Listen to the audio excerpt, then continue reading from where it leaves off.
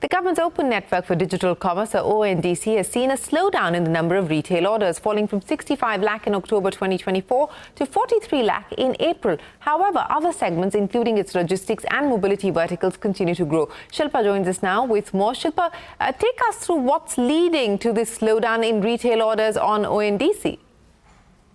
Well, Shireen, what was once touted as a challenger to e-commerce and food delivery giants, the Open Network for Digital Commerce, or the ONDC, is now seeing signs of a slowdown, especially in the retail segment, which is in fact its largest segment. And this includes food delivery, groceries, and your online shopping.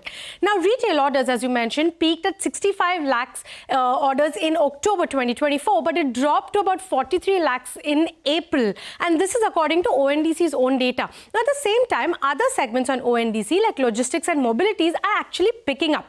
Now, these are essentially players using the network for third-party logistics services and also cab and auto services. And this is largely led by Ola in logistics and Namayatri in mobility. So what's behind the retail decline? Now, industry players cite that there is poor user experience when you try to order things on via the network, and also weak customer support. Now, buyer and seller apps say that subsidies that once allowed them to offer deep discounts were also slashed from around January, and that made ONDC less attractive for the kind of price-sensitive users that we see.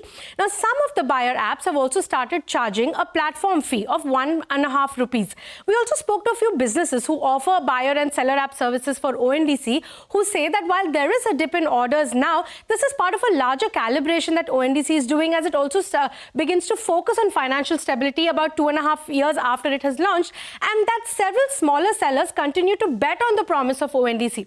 We also reached out to ONDC, which refutes any slowdown and said that as the network scales, it is evolving its approach towards sustainability, and this includes a phased realignment of incentives and the introduction of a normal infrastructure fee that is on the anvil. So all in all, the sense that we are getting is that yes, there is a slowdown, and a large part of it is because the discounts were scaled back, but many players say that it is still too early to write off the promise of ONDC. Back to you.